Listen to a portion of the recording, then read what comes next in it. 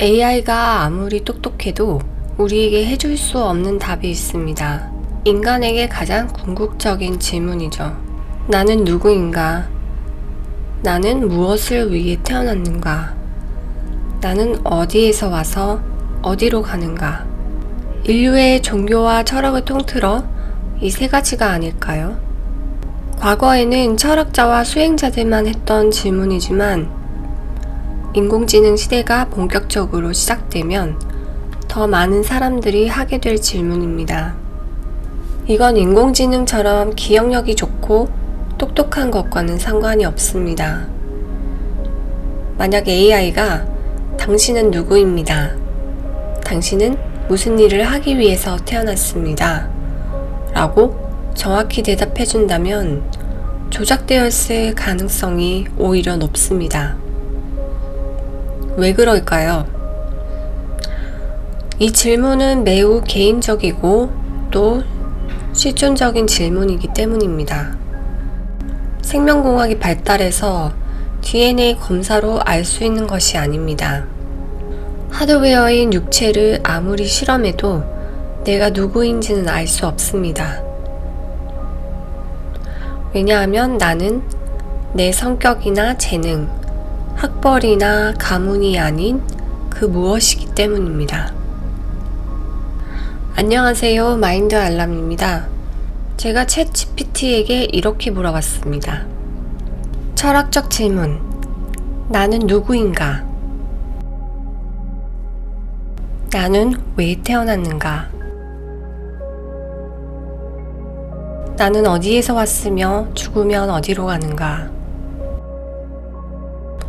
보시다시피 챗 GPT는 자료 조사에 그칠 뿐 답을 주지는 못합니다.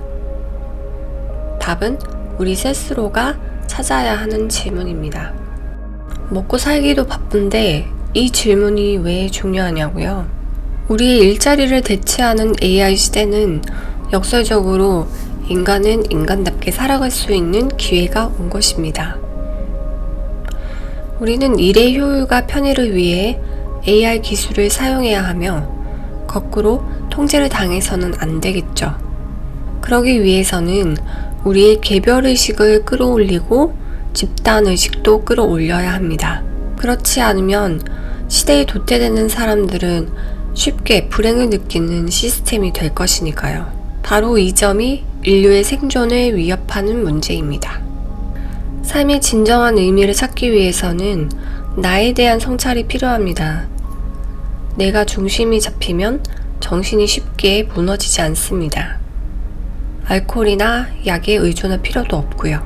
앞으로는 인간의 정신을 나약하게 만들고 주의력을 분산시키는 기술이나 약물들이 많이 나올 것입니다. 미국의 현재 상황을 보면 알 수 있죠. 미국은 대표적으로 물질 문명을 주도하는 나라인데 이를 뒷받침해줄 의식 수준이 따라오지 않기 때문에 사회에서 도태된 사람들이 약물에 의존을 하든 젠더의 정의를 어떻게 하든지 사회에서 방치를 하잖아요. 이미 자유라는 것이 도가 지나쳐서 방종이 되고 있습니다.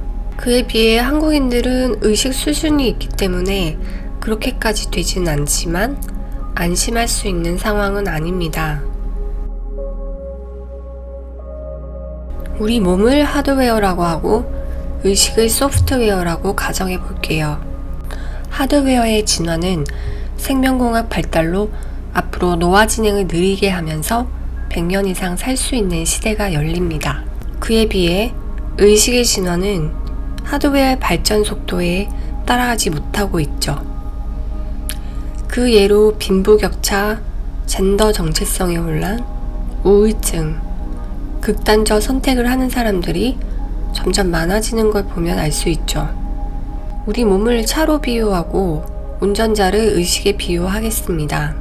부가티급 차를 모으는 운전자의 상태가 운전에 미숙하거나 음주운전 상태라면 결국 사고가 나겠죠. 차가 중요한 게 아니라 운전자가 중요한 것처럼 겉으로 보이는 것에만 투자를 하면 신제품이 나올 때마다 끝도 없이 업그레이드를 하고 싶은 욕망이 생깁니다. 그에 비해 의식이 진화되면 어느 정도 선에서 만족할 줄 알게 됩니다. 적당한 자족의 선을 알고 주어진 것에 감사할 수 있는 마인드가 됩니다. 돈이 많아야만 당당한 걸까요? 그렇다면 그 금액은 어디까지일까요? 진실은 만족을 모르면 욕망의 윤회에서 벗어날 수 없습니다. 이 물질 세계의 게임을 끝낼 수도 없고요. 막연히 부자가 되어야 한다는 목표보다는 내가 보람을 느끼는 일을 찾아 하면서 물질이 나를 따라오게 만드는 것이 중요합니다. 먹고 사는 문제, 돈은 물론 중요합니다. 그런데 돈 때문에 살기가 불편하다고 해야 맞는데 우리는 돈 때문에 삶이 불행한 느낌을 받습니다. 이 의식을 전환시키려면 자신에 대해 알고 내가 어떤 일을 할 때 가장 가치 있는지를 찾으면 더 이상 남과 비교하지 않게 됩니다. 생존 문제를 넘어서 지혜롭게 적응하고 우리는 인간다운, 자기다운 삶을 찾기 위해서 자신에게 질문을 던지고 마음의 중심을 잡아야 하는 것입니다. 문명과 기술이 발달하고 있는 지금 현재가 위기이지만 역사적으로 지금이 기회인 것입니다. 자본주의 사회 구조에서 돈에 종속된 상태를 벗어나기는 어렵습니다. 하지만 사회의 집단의식은 그렇게 형성되어 있더라도 개인의 의식은 거기서 벗어날 수 있습니다. 나는 누구인가? 나는 무엇을 위해 왜 태어났는가? 내가 해야 할 일은 무엇인가는 개별적인 성찰입니다. 여기서 중요한 것은 인간에 대한 것이 아니라 나입니다. 우리는 태어날 때부터 나에 대해서 답을 줄 수 있는 나 GPT가 탑재되어 있습니다. 우리 내면에 탑재된 나 GPT는 나에 대한 정보를 알고 있는 진짜 나입니다. 이것은 종교와 성인들이 무아, 진아, 참나 등으로 표현을 하셨던 자신 안의 본성입니다. 우리가 찾을 생각을 안 하고 살기 때문에 못 찾는 것 뿐이죠.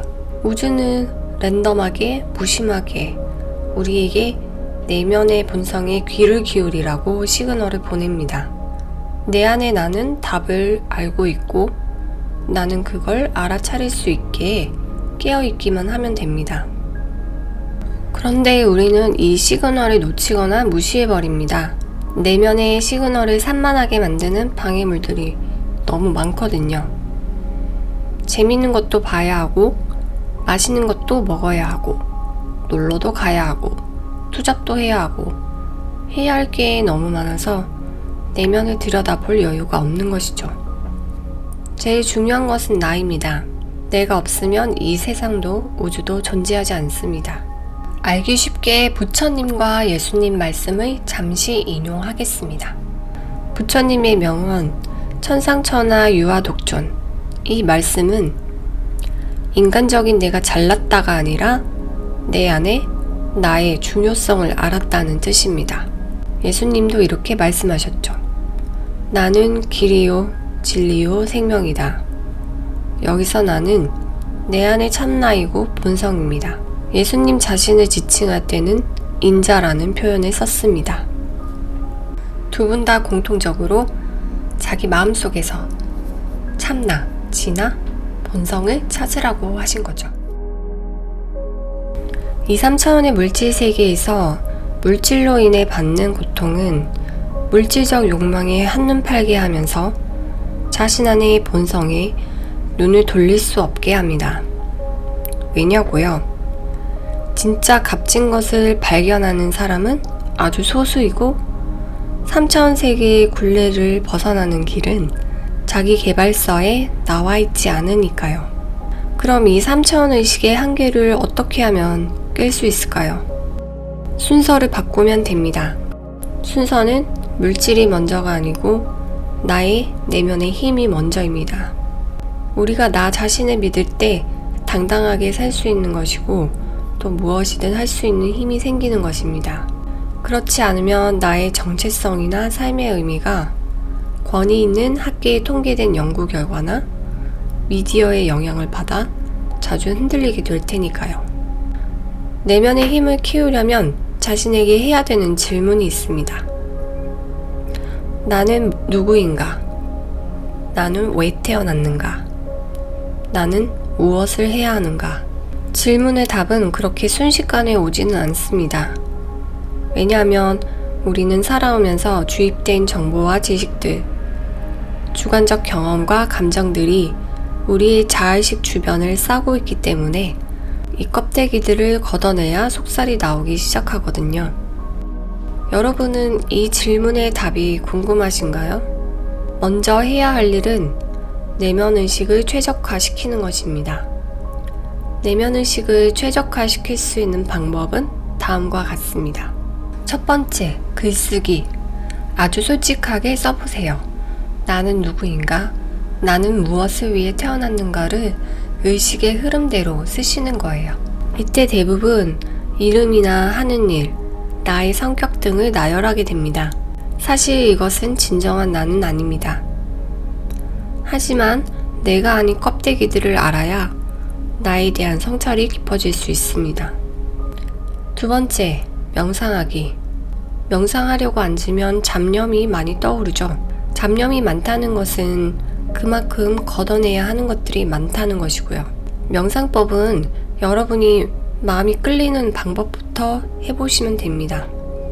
인연이 닿는 명상법을 하시다 보면 무엇이 좋은지 도움이 되는지 자연스럽게 알게 됩니다.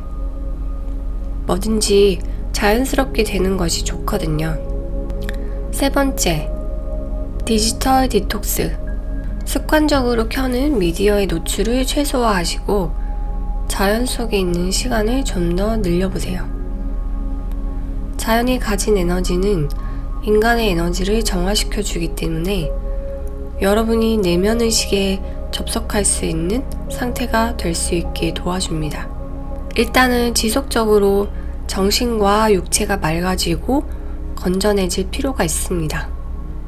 왜냐하면 내면의 나는 맑아져야 보이거든요. 네 번째, 독서.